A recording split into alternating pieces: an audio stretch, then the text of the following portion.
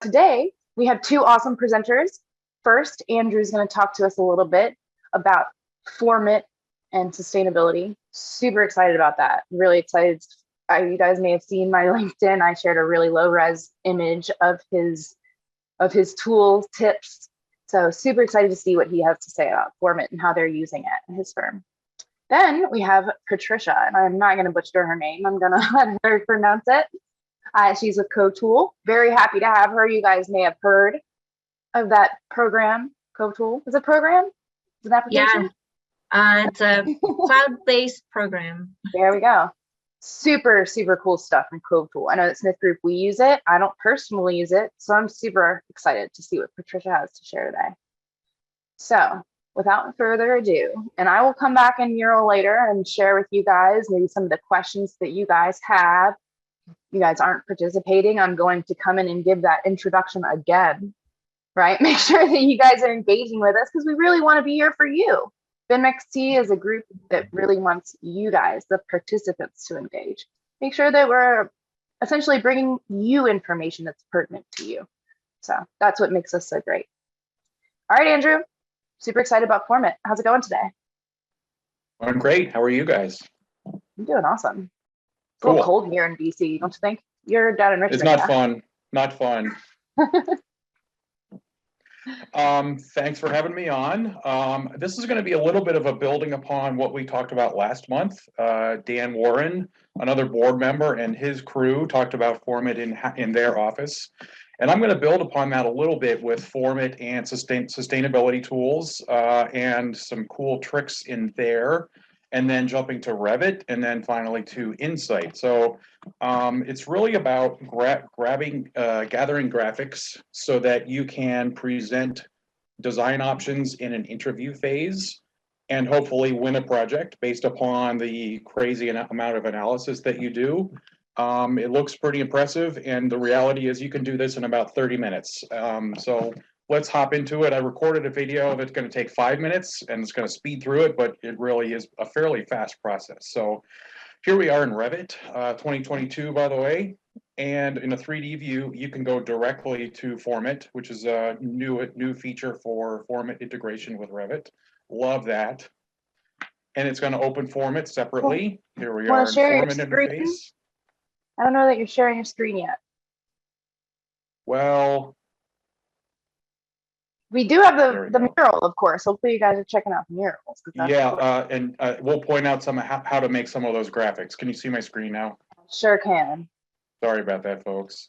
No worries, and I should have probably said something earlier. I was too busy playing on the mural. Rookie. I know. Let's start over again. Revit 3D view. If you hit the 3D sketch button there, it immediately opens Formit. And this is the desktop Formit interface, not the web-based version. Here we go, we're in Formit now. And we're gonna immediately go to the location tool. And I'm just gonna kind of jump into Denver because that's one project we're looking at. There's my site in a parking lot just north of City Hall. And it imports. Whoa, you are super quick in this program, Andrew. I know. So I'm going to ask you to slow down a little bit. But this is a good news, right? It shows you how efficient you can become in Formit. So yeah, what it does is it grabs the terrain and the image from OpenStreetMaps or Microsoft Bing, whichever is available. And then what I did here is now I'm going to click this plugin called 3D Context Creator. Is shipped with Formit now, and it is this little icon on the right-hand toolbar. And then I'm going to decide how wide of a radius of content I want to grab, and then I hit create. And it really, so you see the little warning comes up. It says it's sending a request, and it's going to take about 25 seconds. It really takes faster than that typically. Boom, there's all your mass I wish Dynamo would do content. That. Tell me how long it's going to take. I know. Does not. You can select the and click into it. A lot like SketchUp, for those that are SketchUp users, you can click into it and modify these buildings if needed, if the heights aren't correct or anything like that. You can see City Hall is just a little 2-story mass, and that's going to need to be modified a little bit. And the reason we want to do this is because we want to push the correct geometry surrounding our potential building into Revit so that it can study that for the energy and solar impact. So hit play a little more. Now I'm going to go back into the location tab for 1 second here, and I'm going to zoom way out, and it's going to find the local weather stations that it is collecting information from. So if I pause it here, and I clicked on that little weather station over at the Air Force Base, and it starts to bring up things like the monthly temperature and all the wind roses for either annual or different time frames. Unfortunately, you can't right click and download the image, so you can grab it as a screenshot. And ultimately, we want to use all this information in presentations, right? So go ahead and do that. Saved out That's the pretty images. great. Yeah. Produces all this for you. And now we're going to you see the button up here in the toolbar is another new one, push back into Revit. So we're going to push that and select that. And it's going to push everything from Format back into your Revit 3D view. Boom. And now this is all in visibility and graphics. It's going to show up as imported objects, and it's just going to be called Format objects. And you can turn it on and off, the buildings and the aerial imagery and the terrain separately. Or override it as a whole. Yep, you So can make some override pretty it. cool graphics. So the next step here is I need to add levels. So I pulled up Dynamo Player, and I need to add a whole bunch of levels because I'm doing a high rise right on this potential parking lot. And right now, as you know, out of the box Revit only puts in a couple levels. So we need to create a bunch more. And these levels, so you hit play, boom, there's my 10 stories above level 1. Love it. Now I'm going to just create a mass. And this mass is going to be the representation of building form that I want to study. So obviously, everybody knows how to do this. Hopefully, do this quick sketch form in plan, hit create form, extrude it up and down however you need to, change the height. Now here's a quick tip that is critical for the energy analysis portion. We need to select the levels and create mass floors in our mass so that it has essentially floor area in that mass, even though we're not creating any actual floor objects.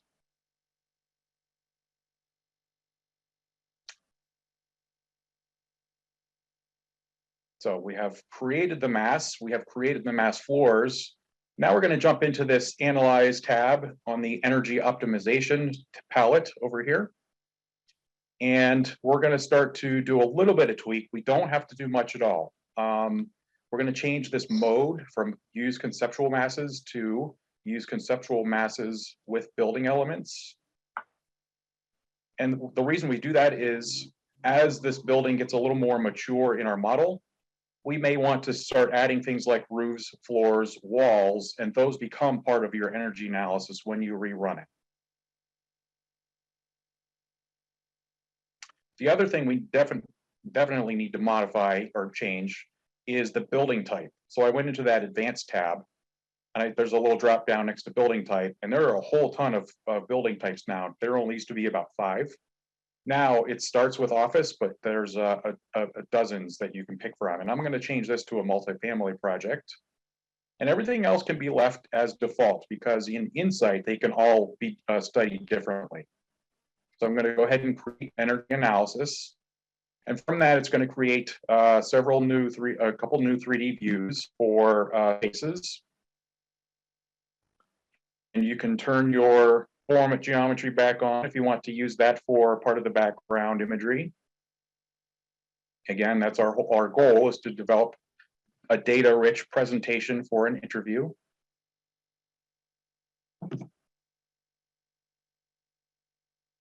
Now we're to hit generate, and that's going to create the web-based insight data analysis, and we will jump into that in a minute here. So you can either use the existing one that's what I selected, or you can run a new one. And then there's a button right there on the toolbar that says go to Insight. We are in the web. It's waiting for it to populate. And that's the longest part of the process, is it takes about 10-15 minutes for that to actually run in the cloud and then become available for you to select. Wow, that is really, really cool. And of course, you are super brave. Wednesday. There we are. We're doing the live demos. We do have a few questions. I know. Does this tool account for Go ahead. reflection from adjacent buildings?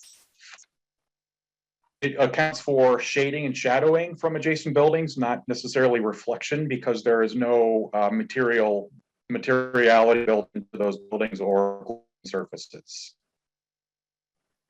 And Dan, I'm not sure whether he is being facetious, but he asks, are there any licensing issues with screenshots from Format? That's a really good question, Dan. Since Autodesk hasn't built that functionality, we're going to say no. So let's continue in. We're now in the Insight website and on my specific building that we just sent. And you can see the little 3D representation of it. And it has added the glazing and the different wall ratios. And you start to see these little tool tabs down at the bottom. And so I selected one called Window Shoes on the left.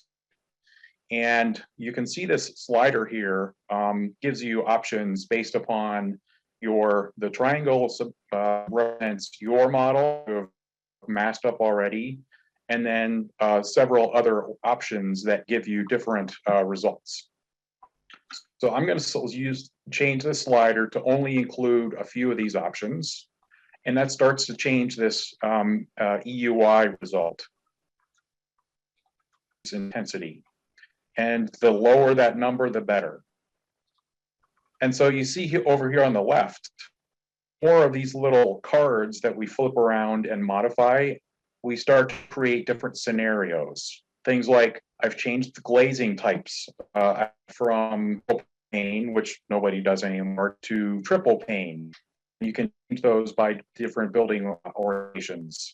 I can change the HVAC types that I want to look at. I can change the lighting power density or the plug load density. So each of those little tweaks I make, I want to create a scenario because maybe I don't want to do every one of them. I want to only pursue a few of these options in my final analysis. That's pretty wonderful that Insight makes such a pretty intuitive interface up here on the cloud. Yeah. Yep, it's really good. And intuitive. Finally, when you select this little button here, it does a comparison of all your scenarios in a little graph. Here's another thing that I cannot do, right click and export this out. There's no tool to export this graphic out, unfortunately. I believe that's coming. But again, we're going to use the good old Windows snip tool to grab that and save it out. How does that do with resolution? Probably not ideal. Yeah, so you don't want it to Cove be Tool huge. probably has a nice solution for that. So yeah, we use Cove Tool too. We love it because their graphics are wonderful. And I will show that I exported back, exited back out to all of my insights, and I click this little three button tool here, and it does give me an option to export, and I'll show you what that looks like. So now we can select which of these little tool cards, if you will, graphics I want to export. So I'm going to do the energy cost, the benchmark comparison, and the little widgets. And you can see over here on the left, maybe there are stars next to these things for graphics and data. And it says down here, coming soon. So we can't quite yet export all of that stuff out. Hopefully at some point, they will get that portion of it working. So it does export out all of those widgets. And once you hit export, it downloads a zip file. And then you get all of the JPEGs. And that's what those end up looking like. And finally, what we end up fully is a beautiful site we're going to end up using in a presentation. So all of the different massing options and all of the different, sort of carbon footprint information, and ultimately, things like, I'm going to hop over to the mural, and we can put these all side by side, different massing options for the same project, and start to get a good presentation tool, so we can have that discussion live with the client even during the interview stage. So again, it's about a 30-minute process, and you can get some incredible results from the tools just built into our AEC collection. And that's the beauty, right? It's built in, like you were showing. Just click the button, click there. Exactly. Yeah. You've obviously done it a bunch of times, super quick. Yep. Well, thanks, Andrew. Yeah. Now, once again, make sure you're joining into the mural. Looks like I seeing a few more faces in there. Allison, could you reshare the link for us? Now, I went ahead down here and I shared Smith Group. We use all the tools. We use Sapphira, we use Cove Tool, we use Ladybug, we use all of them. Not me personally, but we do. So let us know what you use. Do you use Format? Do you do what Andrew does and some insight? Right? Maybe you use Cove Tool. Hopefully Patricia's going to teach you something awesome. I'm sure she will, even if you use Cove Tool. So make sure you come in there, let us know what you use. Maybe you have some info to share as to what kind of sustainability tools you actually do use. Feel free to throw that anywhere. We obviously don't have all the polls filled out, so got plenty of room for you to share your information. We'd love to hear about it because we're here for you. We want to hear about what you guys do. What's the industry doing? So make sure. Also, congratulations to Jason. You won a $25 gift card because you're awesome and you shared on the mural last month. So make sure that you share on the mural this month for your chance to win next time. Just make sure you put your name, right? So we know who to gift it to. All right, Patricia, thank you so much for joining us today. I am super excited to see what you have to share. How's it going? Going very well. Sure. It's Friday, so can't complain.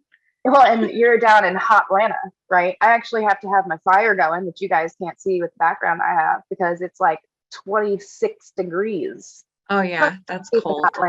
Yeah.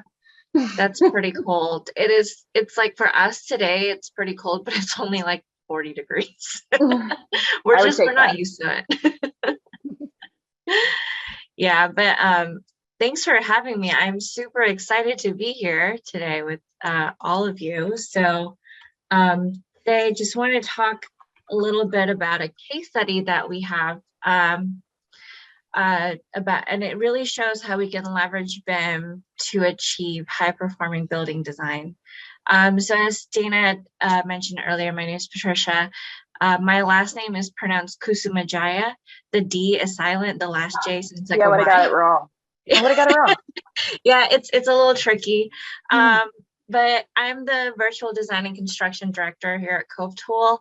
So a little bit about my background before I joined Cove Tool. I started my career about 9 years ago as a BIM specialist at a project delivery firm. I mentioned to Dana earlier that we did a lot of work with Smith Group.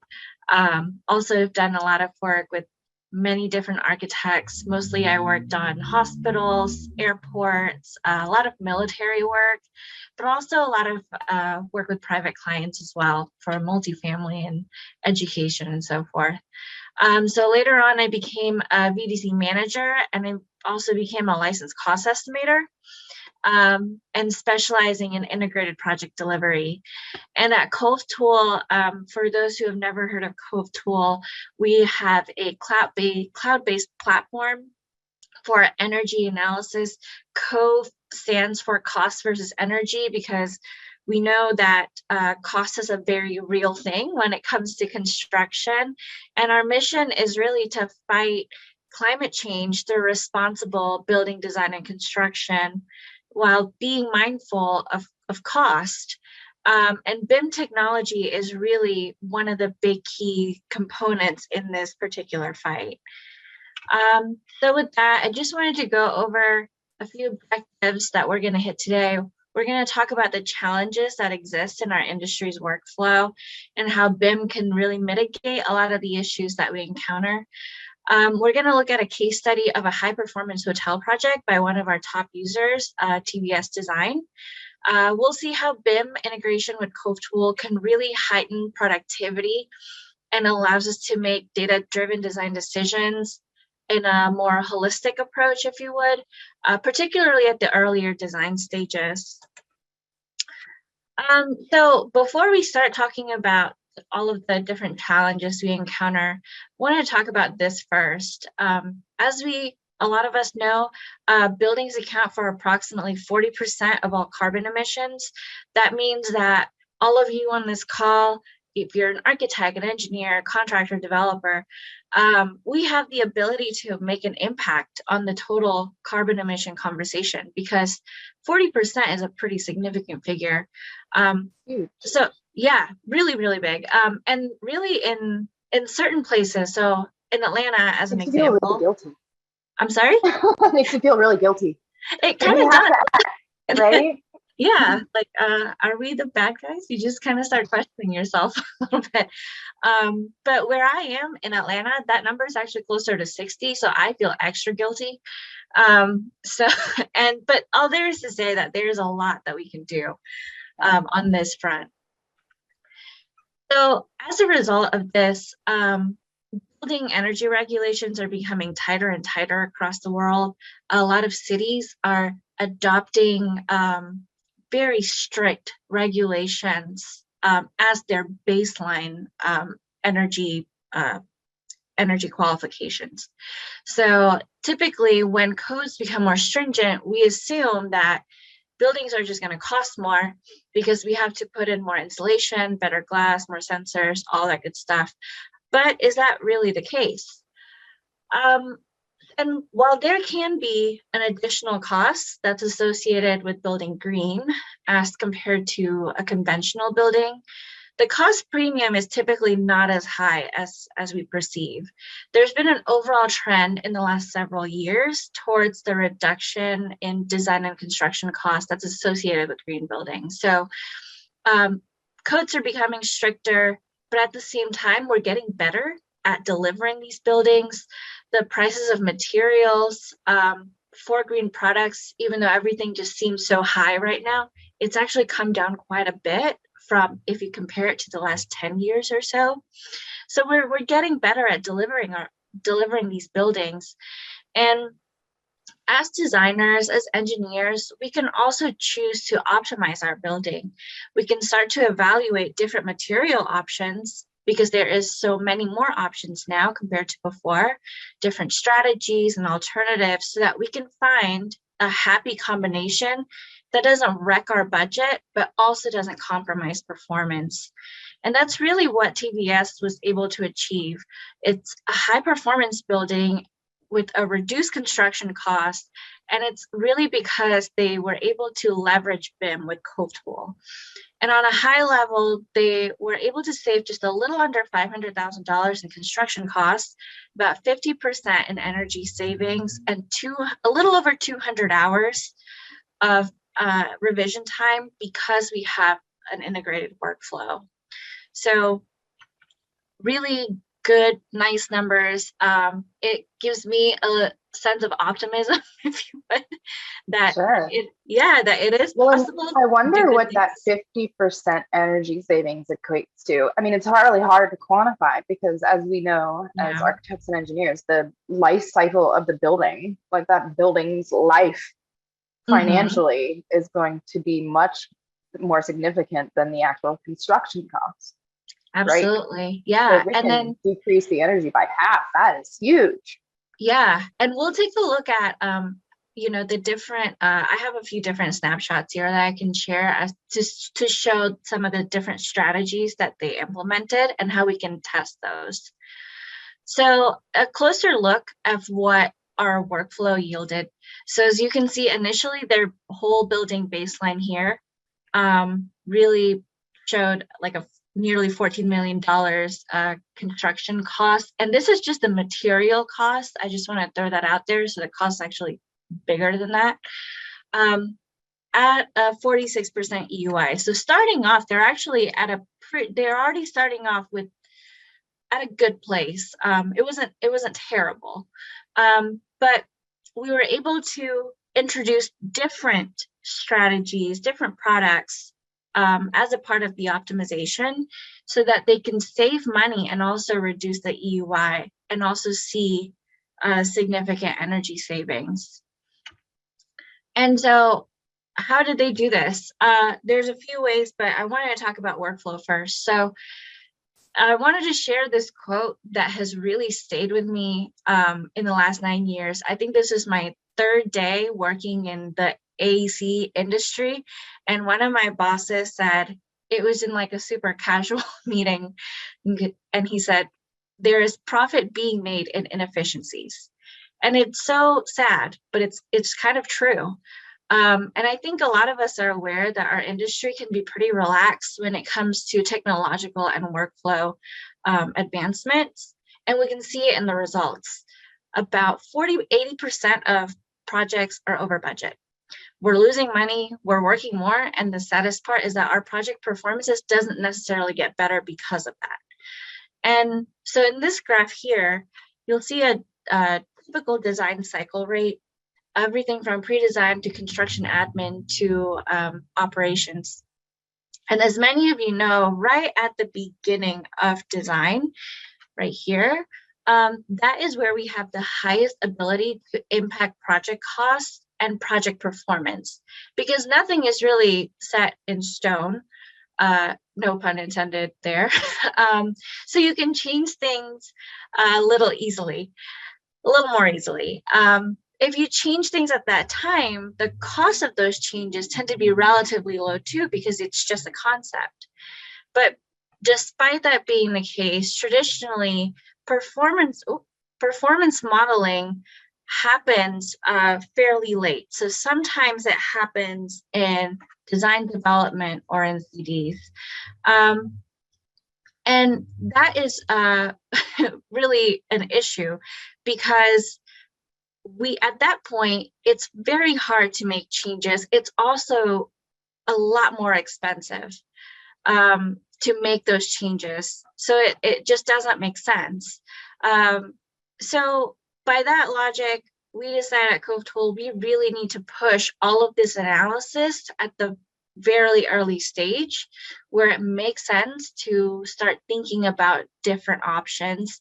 And even if those options are not as specific as wall types, it could be as simple as maybe we should orient our building, at this angle versus that angle.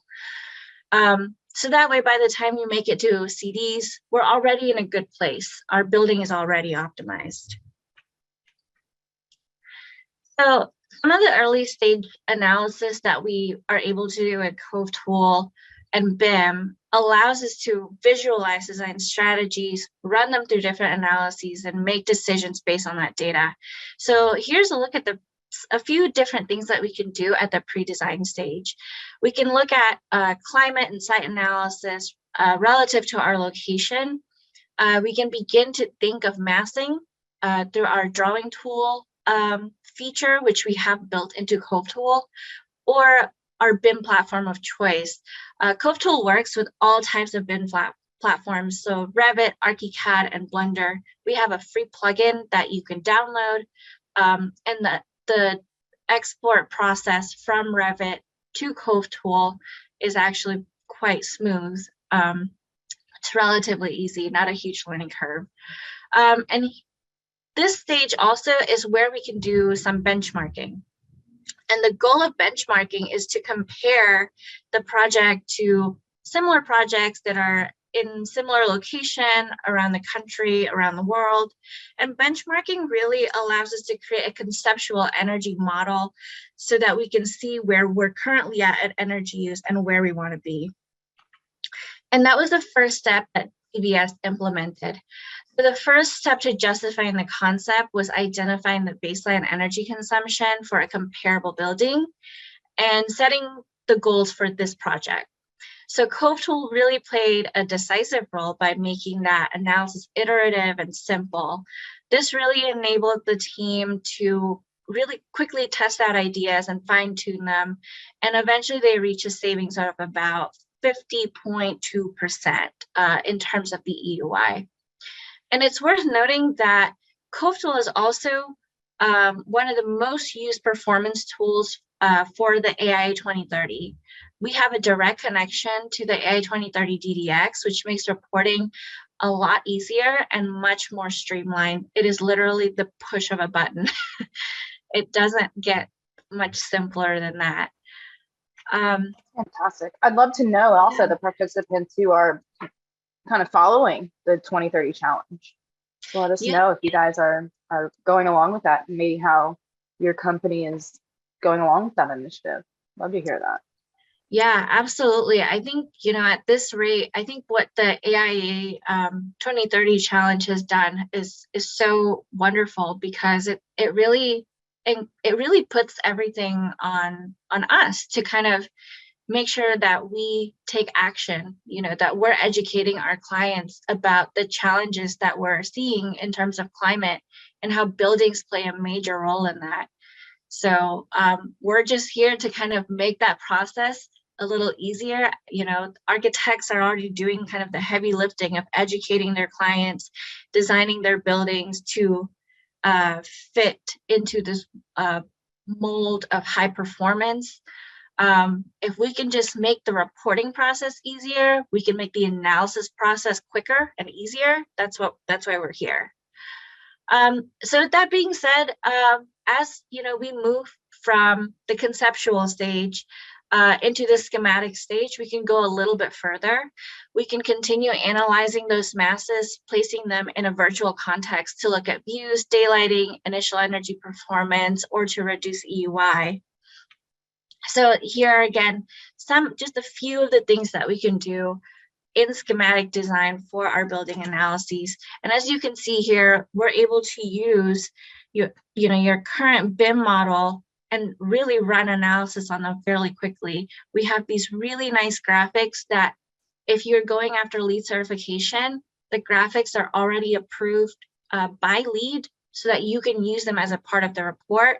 You can, I'll show you in a little bit when I go into the tool how you can easily export the views so you can use them for reports for your clients, use them for proposals, use them for interviews, twin projects, etc. So a little look here at how some of that simulation looks like for our shadow analysis. Look at that. That's gorgeous. We'll get to that as well when we look at the TBS project. So speaking of the TBS project, the way they approached the design, which I thought was actually pretty cool from a design standpoint, they looked at it from a lot of different angles to get a really holistic benefit from an optimized design solution. They looked at the key aspects of space conditioning, daylight, window to wall ratio, using renewable energy with an all in-house team so that they have a better understanding of the different constraints and the opportunities. So that was step one, getting everybody together on the same page, looking at the same thing. Early on, they looked at the geometry of the design and how it can benefit from passive strategies. So the focal point of the design, as you can see here in these diagrams, is this atrium, this open air central atrium, which they can then use as a part of a seasonal strategy for heating and cooling and natural ventilation. So using Cove Tool, they were able to assess how much energy could be saved by enhancing that stack effect and allowing for passive energies like night cooling. And so not only did it, do well for the cooling season, but in the heating season during cool weather, it can also be used as a closed sense space so they can trap heat indoors. And all of these design strategies, that we could analyze with Cove Tool, where we were able to quantify and assess it also for costs and also energy consumption, which makes a really good business case for the client. They were able to go back to the client to say, hey, so here's what we're thinking. Here's how much it's going to cost you. And it's actually not going to be that bad. So what do you think about implementing this? And the benefit of an integrative tool is that the team could really do this rapid prototyping, which saves them a lot of hours in modeling different iteration. So as you can see here, if you look at the shoebox model, this is our facade prototyping tool. It is like real time on the second analysis. So you can change and test out different facade ideas, different window to wall ratio, test out different shading devices. So that way you get results and you get an understanding fairly quickly about what that interior space feels like from like a shoebox modeling type of scope. And as recommended also by the AIA's Architect's Guide to Building Performance Best Practices, parametric studies is also really critical. So they were able to do this for the window to wall ratio.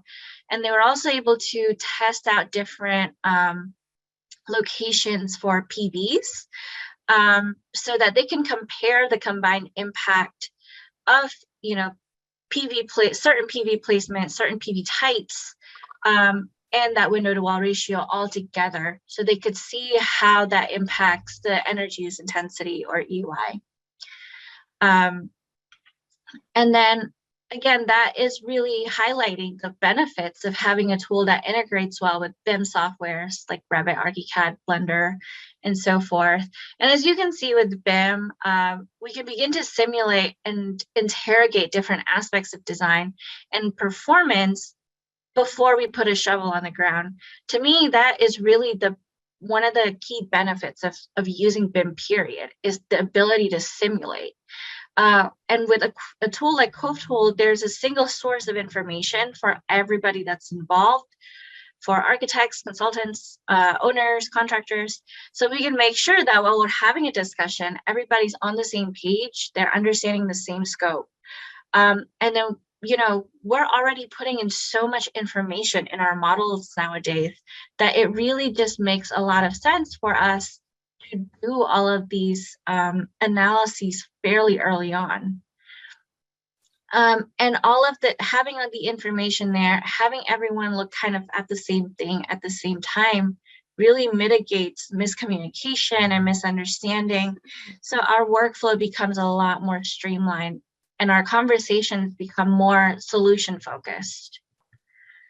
So I think it's super interesting.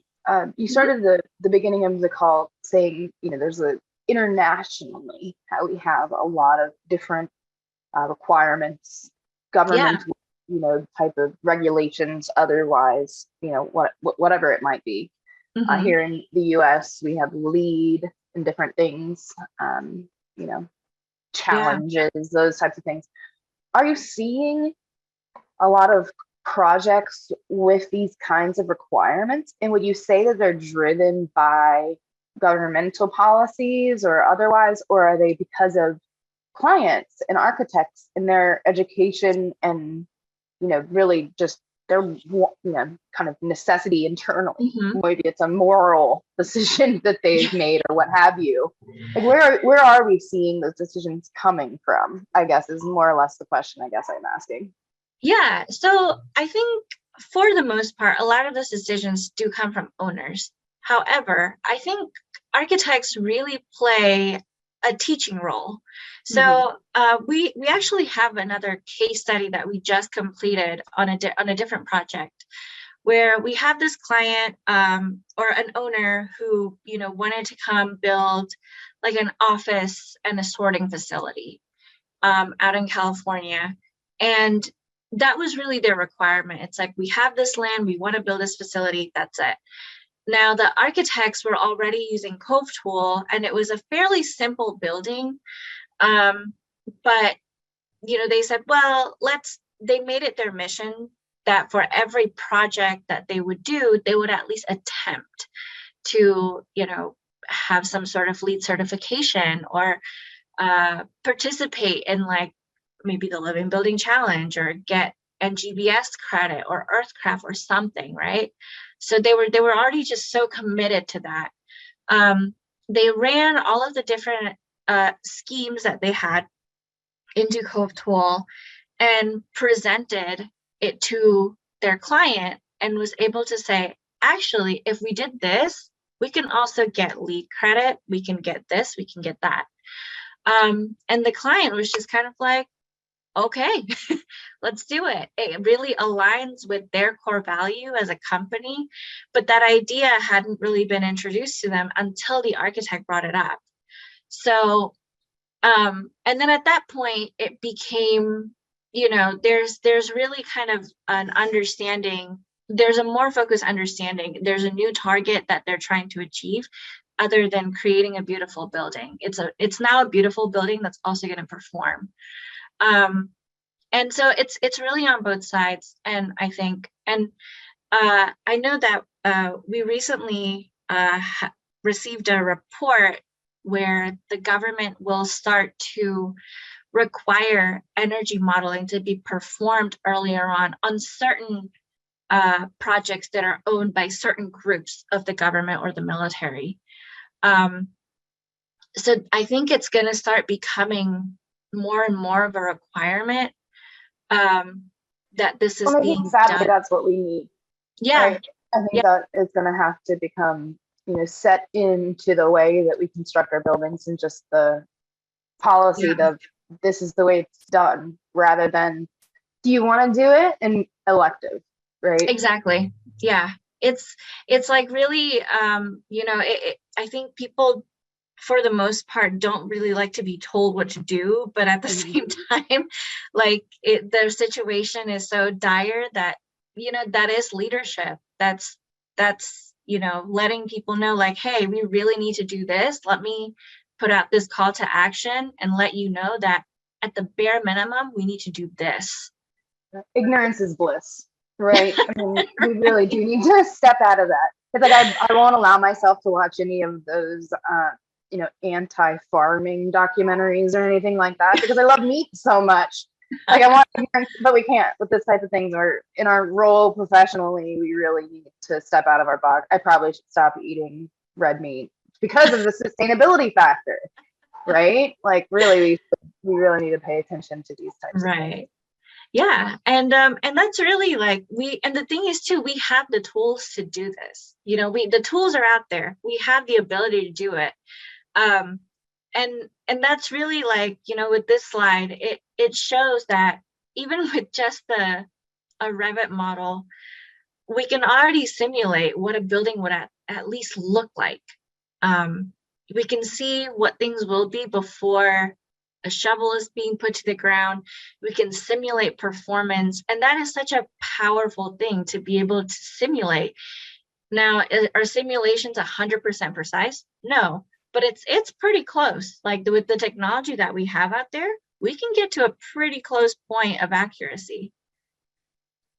And so some of the other analysis that we were able to do at Cove Tool, like sun hours and solar radiation analysis, that was also really critical. Being, you know, to be able to place those PV panels at the right location, and to determine the correct percentage to use in terms of the window to wall ratio. We can also then start to think about how we want to customize the fenestrations and the glass types.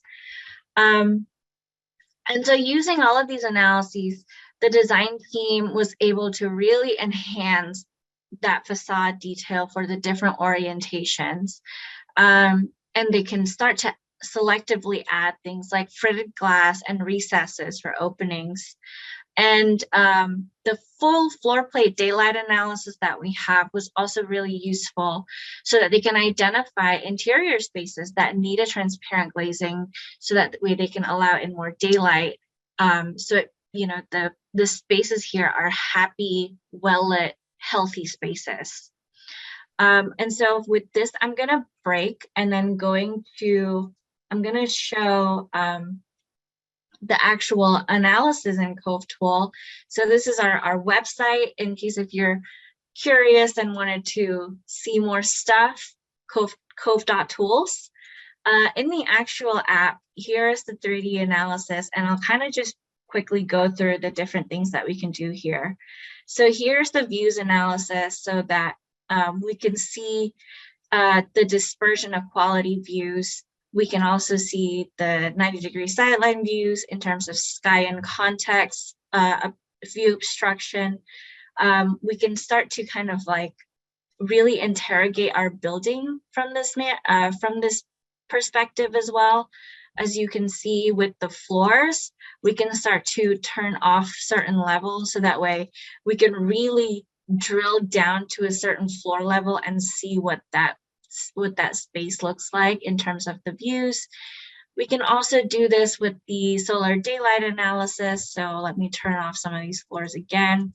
And then we can start to see the differences in the daylight distribution. So we can also turn off certain aspects of the building. And this view you can save by clicking on this camera button here. And that automatically saves it to a PNG that you can use that for reporting and so forth. We have an annual sunlight exposure analysis, radiation, and sun hours. We also have a shadow analysis that will also show shadow impacts on other buildings and the impacts of other buildings onto our building. We can start to adjust it for different times of year, different time of day. So yeah, and then for all of the things that we can't model necessarily at the early stage, we use this baseline energy page to start inputting all of these different values. We can start to think about usages and schedules for the different parts of the building. We can look at building system types, looking at energy generation. If solar panels, in this case, we're definitely introducing some sort of energy generation through PV, and other things that are other parametrics that will be critical to our project. And then fairly quickly, when we hit recalculate, whenever we change something, it automatically calculates the differences or the change in the EUI, the change in our carbon emission, and where we are in terms of our benchmark. And it also gives an idea as to which one, who's the culprit in terms of our energy use. So I think at that point, it's this becomes, having this kind of information at an early stage. We're using a model that is perhaps at an LOD 300 at most. We're already able to get all of this information and start to make informed decisions this way. Well, even I would say with, kind of what Andrew was showing with just some basic massing models, understanding, of course, how much percentage of glazing and otherwise, I mean, really down to like LOD 100, we could probably take some baselines at least. Right? Absolutely. And we're also becoming more and more apt. We're becoming faster modelers too. Just as people, I think this technology's been around long enough that even young people that are like leaving school, they'll have some idea as to how to model fairly efficiently. So, that really cuts down on the time. And, speaking of time, now that we've done the analysis and we understand how our building is performing, we can see that in the traditional workflow, there's a lot of file transfers and repeats of tasks by different disciplines at different stages of design. So in my previous life, I worked as an estimator at one point, and one of the things that we always did when we received a PDF set of drawings is to begin this task of quantity takeoff, and it takes hours and sometimes days. And the real crime in this situation is that this task can be completely automated using BIM, because BIM can generate a schedule of quantity in a matter of minutes. And in fact, there's a lot of different tasks that we traditionally do that could be automated and could be streamlined. So if we look at this table, we can see how using BIM and Cove Tool, we can start to automate a lot of those tasks and reduce the hours that we spend on each task pretty significantly. And that in turn saves us money. We're working less. Few questions coming through. I hate to interrupt you. So much great information, but few really great questions as well. Yeah.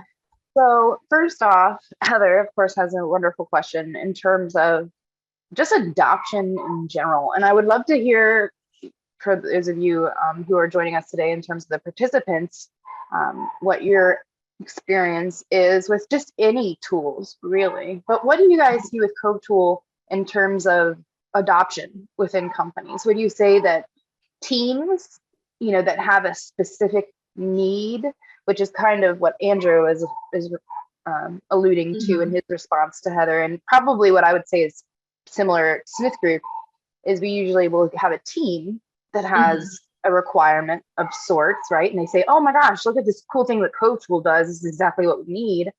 Yeah. They use it, they produce these awesome results, and then become kind of advocates within the firm for this software. Would you say that that's kind of the typical solution in terms of how companies are adopting Cove Tool? Or are, you go there and just saying, hey, all architects, engineers, come and see what we have, and kind of, because you don't know what you don't know. Right, yeah. Kind of this catch-22 we all find ourselves in within BIM management. Yeah. I would say that's spot on. Usually we'll start with like a person or a team that has the power to purchase stuff, and then they'll use it for a project, and then they like it, hopefully, and then when they like it, they start to kind of become advocates for it. We've had that happen quite a bit, actually.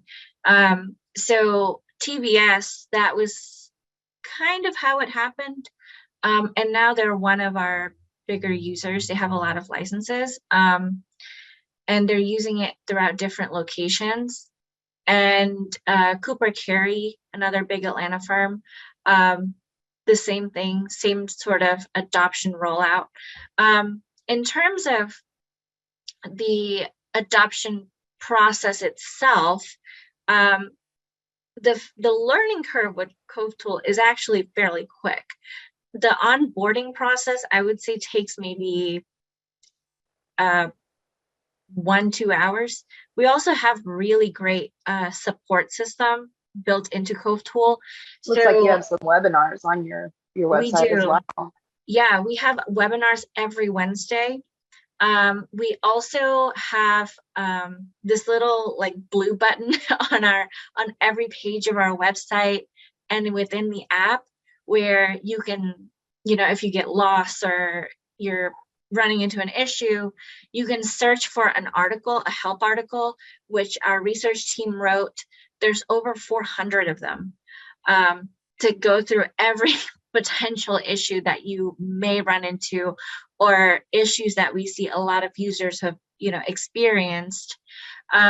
We also have a live chat support, and the live chat support is really, really pretty great, because it's a group of experts, of energy modeling experts.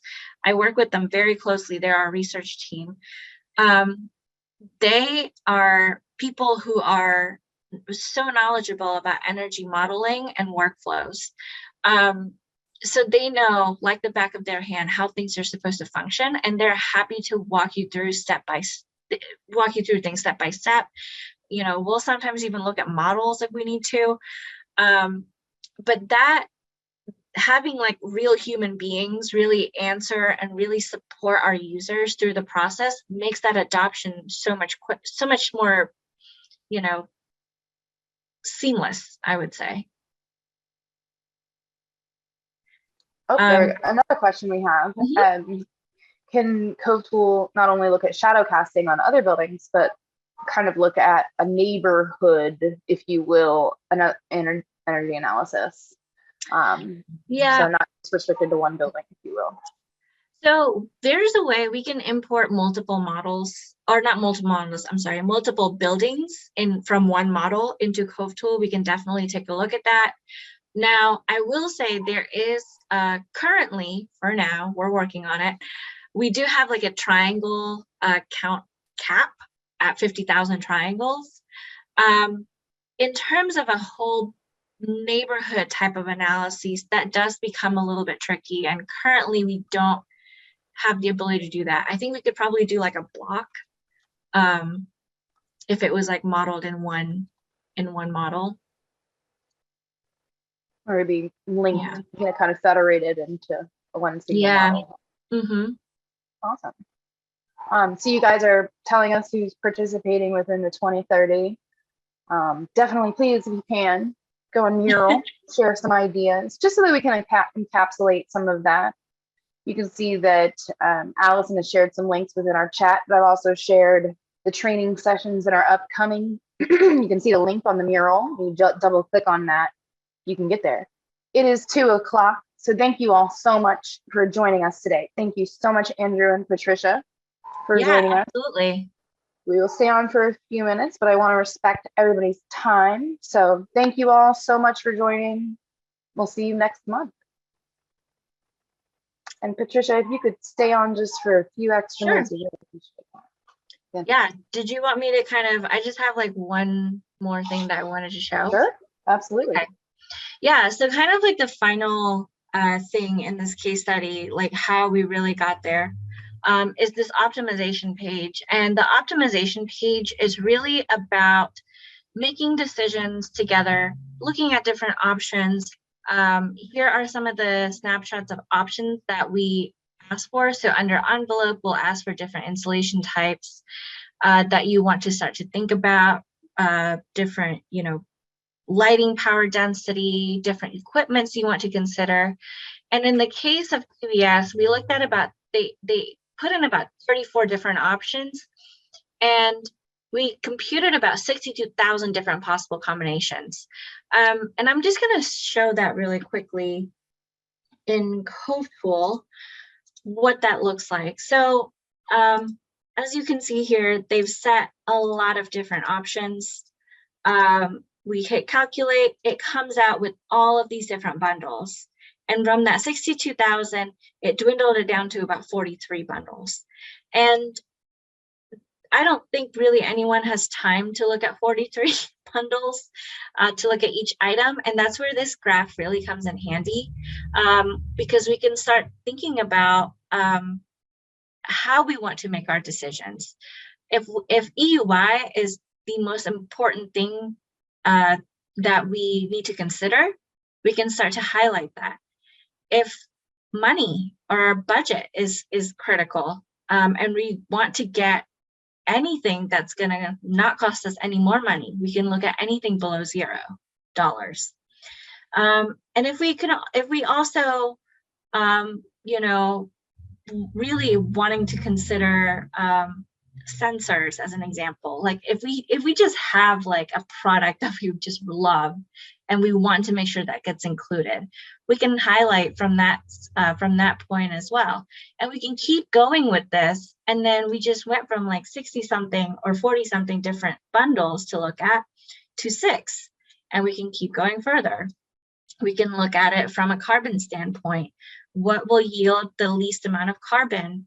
What will yield the most energy savings? And that's where we'll see if we actually change our strategies, change out the different options that different products that we want to introduce to a project, we can potentially save money, reduce carbon, and reduce energy. And then all of these things we can get in a report, and the report includes a 2030 palette. And all of these are a series of case studies that has a lot of different solutions that may be pertinent to your project that you can take a look at. We also include a climate analysis. All of these different diagrams you can include as a part of that report that you want to share with your client, or as a part of a proposal with your team and so forth. Such awesome graphics. Yeah, the graphics I personally love. It's people, I think sometimes we don't realize how much money and how much time we spend on just making graphics for reports. So we try to make that part a little bit easier. And this is kind of where we'll end. We'll see that the benefits of an integrative tool is this rapid prototyping, the ability to look at energy from an early stage, so that way we can start to think about what will work, what won't work. Our conversations become a lot more focused that way too. So with that, I'll just kind of end it here. Any other questions? Not seeing any come through, except just, an applause to how cool it is. So thank you so much, Patricia, and I really appreciate your time. You guys, of course, always appreciate your participation. Those of you who are left, make sure you check out covetools.com. I guess it's cove.tools. Cove.tools, yeah. So thank you so much. And we're happy to also do demos for different firms too, if you guys are all interested. And we do free trials, so. And of course, I put all those links up